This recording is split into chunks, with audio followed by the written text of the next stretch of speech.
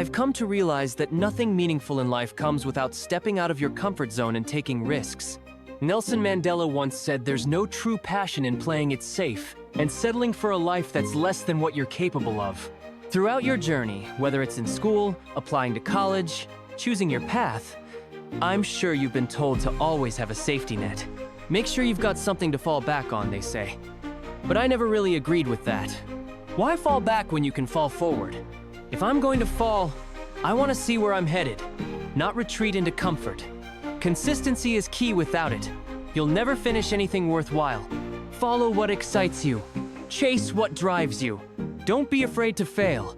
There was an old IQ test with 9 dots. You had to connect them using 5 lines without lifting your pencil. The solution?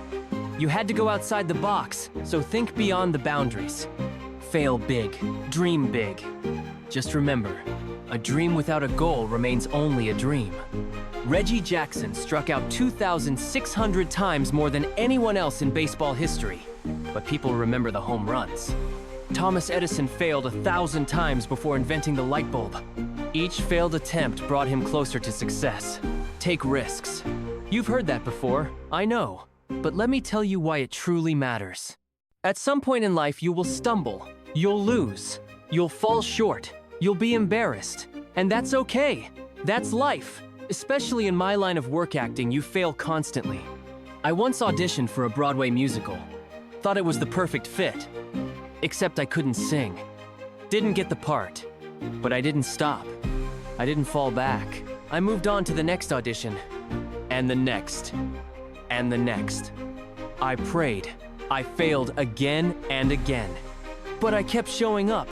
Because, like the old saying goes, hang out in a barbershop long enough, and you'll eventually get a haircut. I finally caught a break.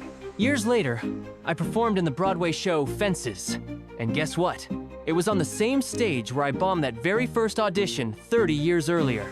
Every one of you graduating today has the knowledge and skill to succeed.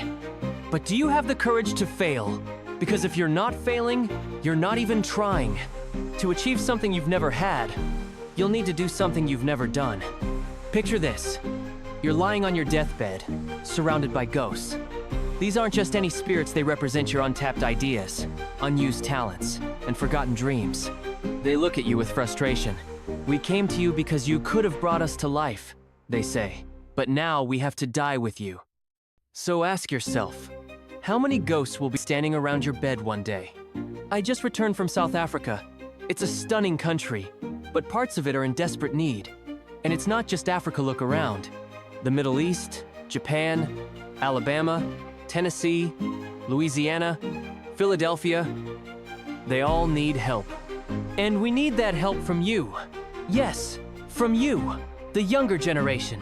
The world needs your energy, your ideas, your compassion. Whether you're a business major or a nurse, whether you have wealth or wisdom, kindness or patience, it doesn't matter what you have. What matters is what you'll do with it. Let me leave you with this. Failure is often the clearest way to figure out your path. Life will never be a straight line. I started at Fordham University as a pre-med student. Took a class called cardiac morphogenesis. Couldn't pronounce it, couldn't pass it. So I switched to pre-law. Then journalism. My grades suffered. I ended up with a 1.8 GPA. The school gently suggested I take a break. I was 20. It was the lowest point in my life. Then, on the 27th of March, 1975, I helped my mom in her beauty salon in Mount Vernon. There was an older woman there, someone respected in the community.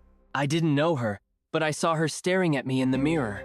She eventually removed the dryer from her head and said, "Young man, I have a prophecy for you." She told me I would travel the world and speak to millions. And over the years, just like she predicted, I've done that through my films.